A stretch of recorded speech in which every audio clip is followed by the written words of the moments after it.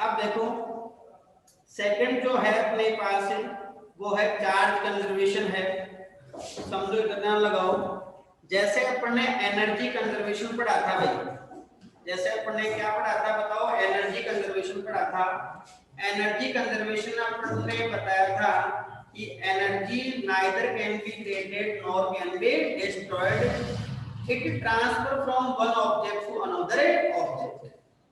Energy को अपन न तो क्रिएट कर सकते नहीं उसको डिस्ट्रॉय कर सकते, उसको एक ऑब्जेक्ट से दूसरे ऑब्जेक्ट में मीनिंग वन ऑब्जेक्ट से अनदर ऑब्जेक्ट में ट्रांसफर कर सकते हैं। वैसे ही चार्ज कंजर्वेशन है, वैसे ही क्या है बताओ, चार्ज कंजर्वेशन है।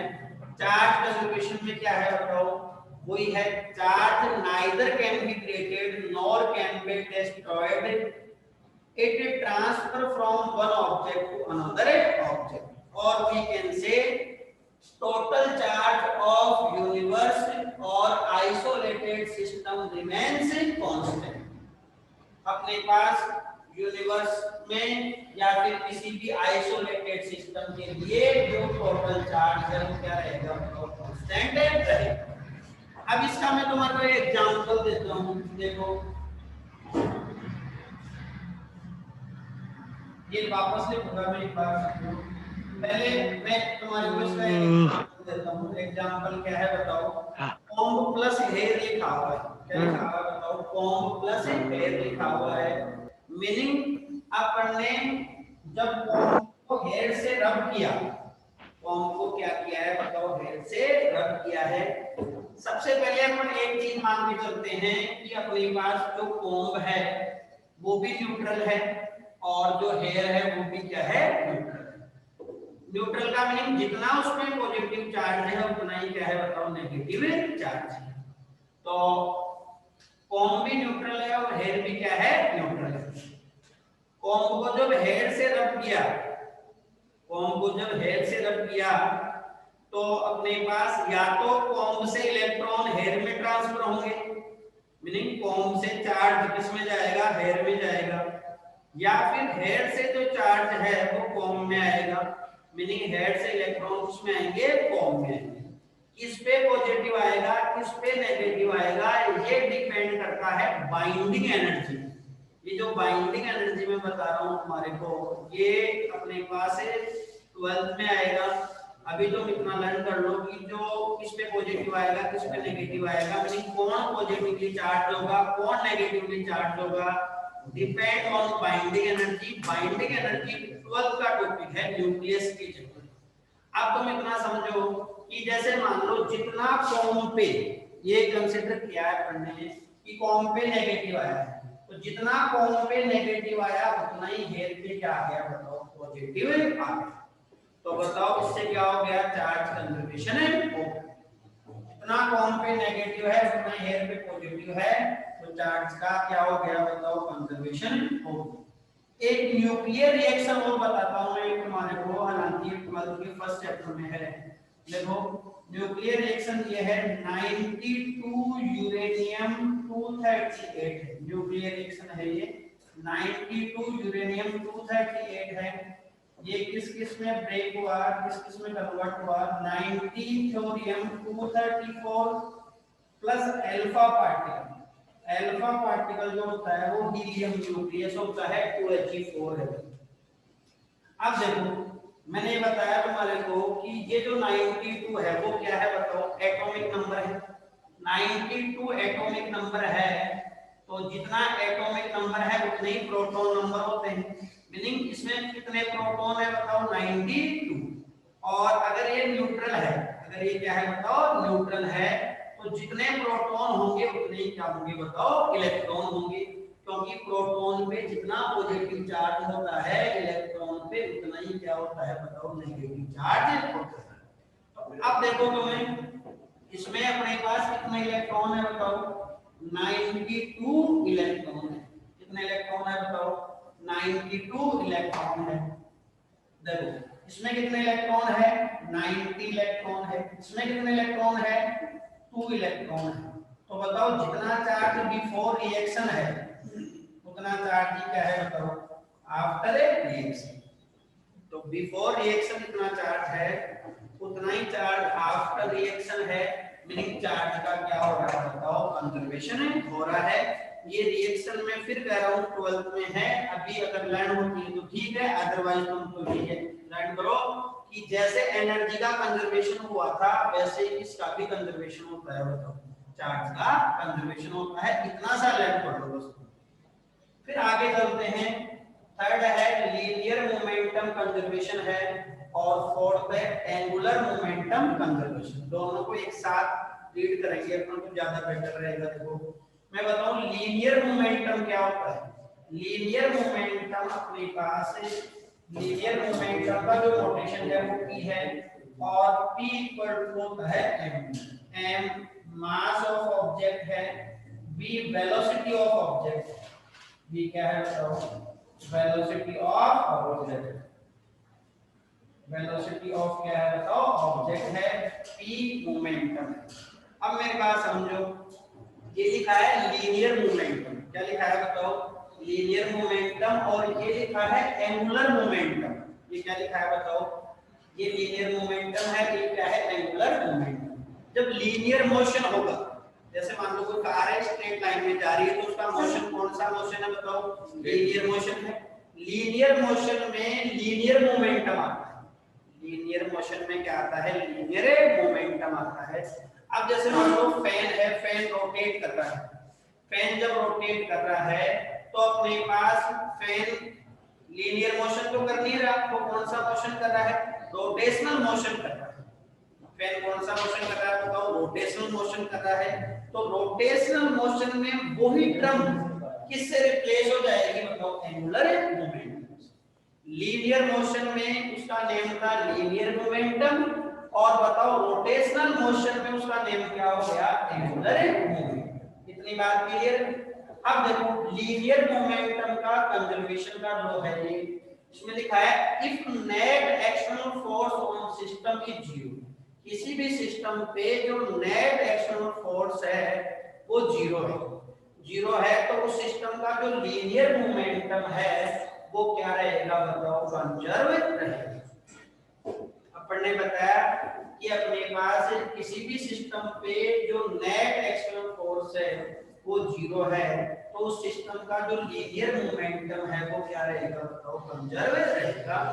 अपन ने यहाँ लिखा है एफ एक्सटर्नल, ये एक्स का मतलब एक्सटर्नल है, एक्सटर्नल फोर्स है, एक्सटर्नल एफ का मीनिंग फोर्स।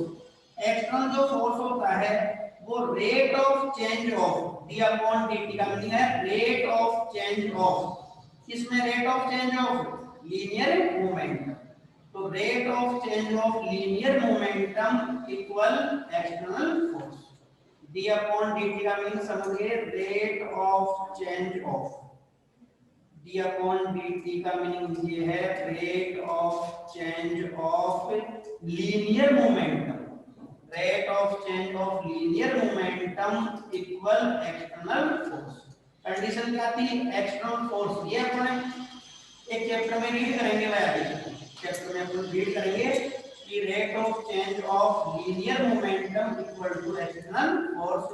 कंडीशन क्या थी, external force should be zero, external force क्या होना चाहिए, जीरो होना चाहिए। तो बताओ जब एक्सटर्नल फोर्स जीरो होना चाहिए तो अपन ने एफ एक्सटर्नल का वैल्यू जीरो पुट कर दिया, ये जीरो पुट कर दिया। अब देखो मेरी बात समझो, यहाँ d अपॉन dt का मीनिंग क्या बताया मैंने, रेट ऑफ चेंज ऑफ, और अपन ने क्या रीड किया था, d अपॉन dt का मीनिंग है differentiation with respect to t। अब सोचो अगर मैं यहाँ कांस्टेंट लिख दूं, क्या लिख दूं बताओ, मैं कांस्टेंट लिख दूं, कांस्टेंट का तुम्हारे से डिफरेंशिएशन पूछ तो कितना आंसर बताओगे, जीरो। कांस्टेंट का डिफरेंशिएशन कितना होता है बताओ, जीरो।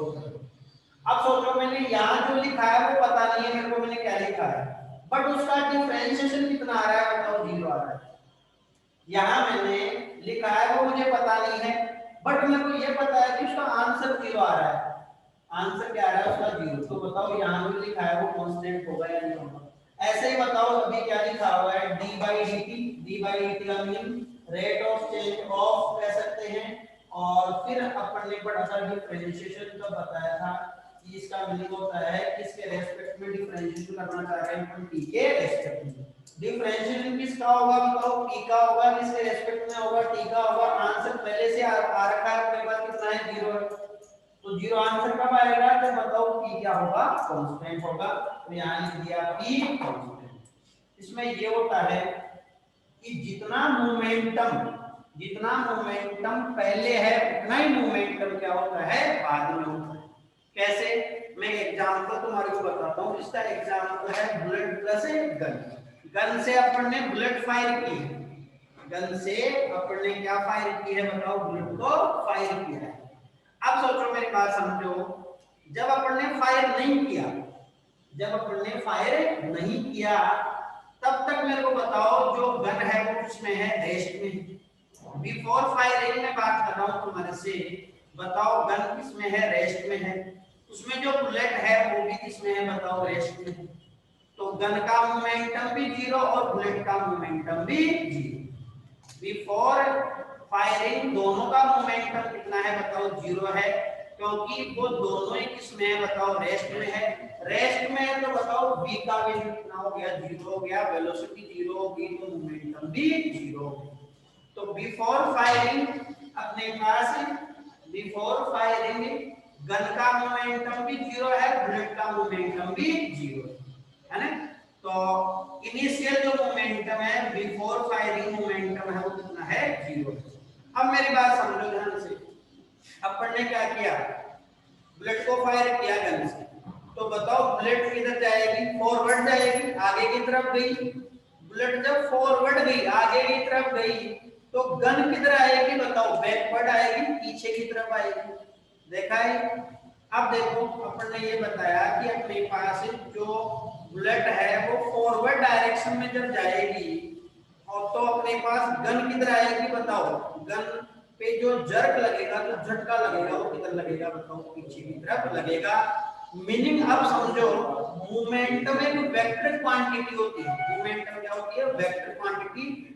ये वेक्टर क्वांटिटी भी एक टॉपिक है, वेक्टर क्वांटिटी का मीनिंग जिसमें डायरेक्शन कंसीडर करते हैं। अभी इतना ही समझो तुम, और बाकी बातें हैं, लॉज भी आते हैं, बट अभी तुम इतना समझो कि डायरेक्शन कंसीडर कर रहे हैं अपन। तो जैसे मैं p के ऊपर वेक्टर लगा देता हूं, ये वेक्टर का नोटेशन है, v के ऊपर वेक्टर लगा दिया यहां।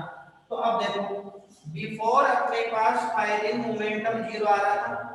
अब जब अपन ने फायर कर दिया तो बताओ बुलेट है वो फॉरवर्ड गई, और जो गन है वो किधर आई, बैकवर्ड। अगर बुलेट का जो अपने पास मोमेंटम अपन प्लस में मानते हैं, प्लस में लेते हैं, तो बताओ गन का मोमेंटम किस में लेना पड़ेगा, माइनस में लेना पड़ेगा, क्योंकि दोनों की डायरेक्शन क्या होगी बताओ, अपोजिट होगी। तो जितना अपने पास बुलेट का मोमेंटम प्लस में आ रहा है, उतना ही गन का मोमेंटम इसमें आ रहा है बताओ, माइनस में आ रहा है, क्योंकि दोनों की डायरेक्शन क्या है बताओ, अपोजिट है। तो आफ्टर फायरिंग भी मोमेंटम कितना है बताओ, 0 है। तो यहां लिखा है p इनिशियल, i लिखा है, p i फिर वेक्टर, ये वेक्टर क्वांटिटी।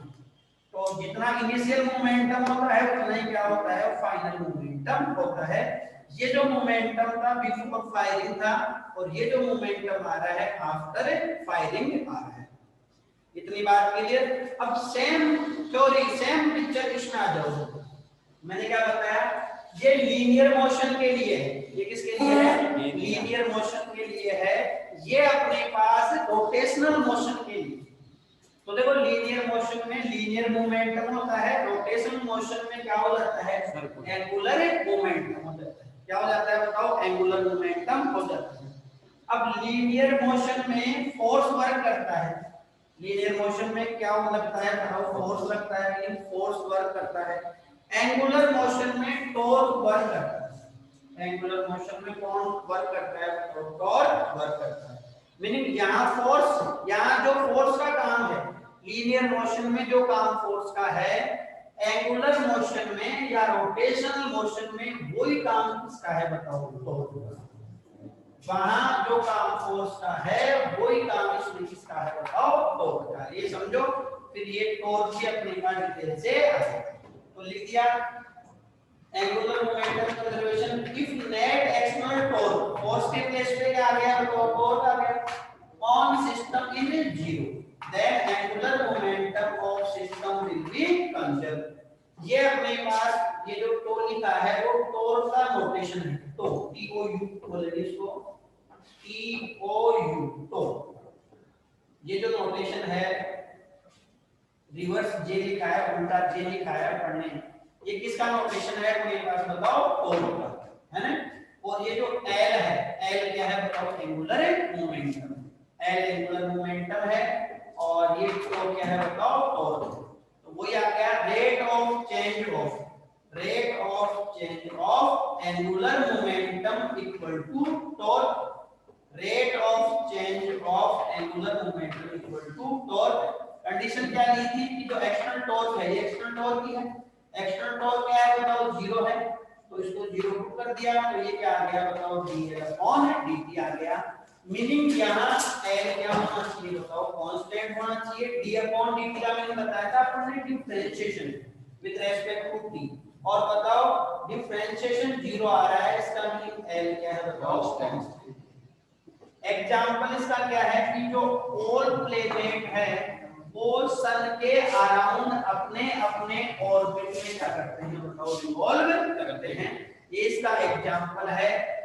कंजर्वेशन का मीनिंग यहाँ भी ये है कि जितना अपने पास मोमेंटम, जितना एंगुलर मोमेंटम पहले होगा उतना ही एंगुलर मोमेंटम बाद में होगा। ये है आई का मीनिंग इनिशियली जितना एंगुलर मोमेंटम है फाइनली भी उतना ही एंगुलर मोमेंटम।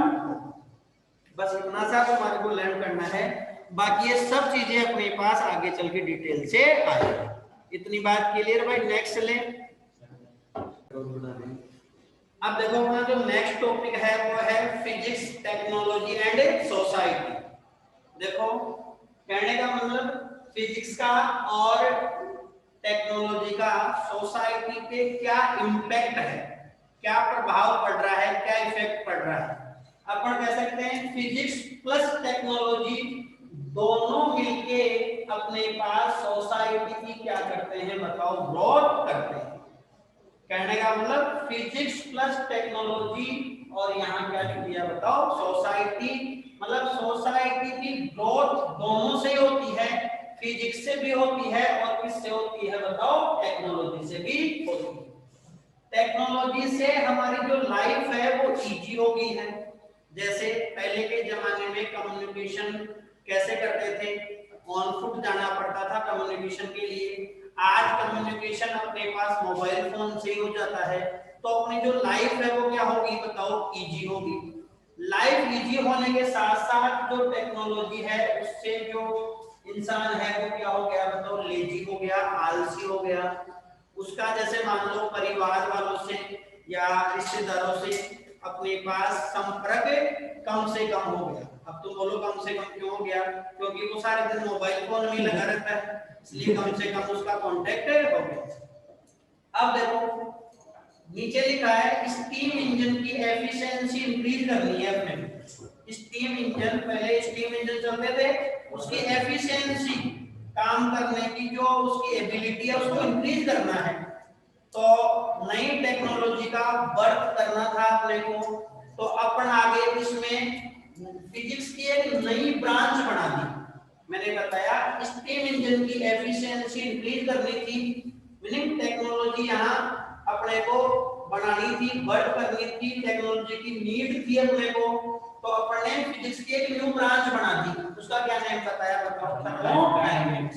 और थर्मोडायनेमिक्स के बेसिस पे अपन ने क्या बना दिया बताओ, हीट इंजन बना दिया।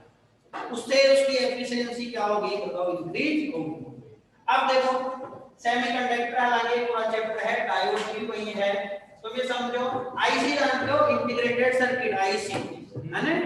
तो आईसी समझो, आईसी का अपने पास क्या हुआ, आविष्कार हुआ, ये मान लो उसकी खोज भी आईसी बनाई।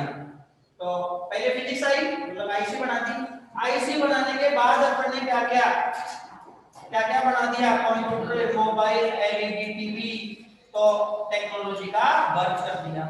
ऐसे ही ईएमडब्ल्यू, इलेक्ट्रोमैग्नेटिक वेव का कॉन्सेप्ट अपने पढ़ा फिजिक्स में।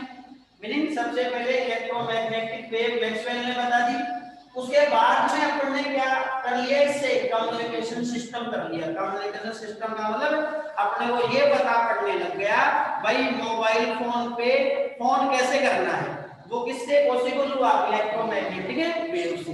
तो कई बार टेक्नोलॉजी पहले आ गई, फिजिक्स बाद में आई, कई बार फिजिक्स पहले आई, टेक्नोलॉजी बाद में आई। दोनों एक दूसरे से रिलेटेड है, लेकिन कई बार टेक्नोलॉजी पहले आ गई, फिजिक्स बाद में आई, कई बार फिजिक्स पहले आई, टेक्नोलॉजी बाद में। ओके, थैंक यू, आज के लिए इतना ही।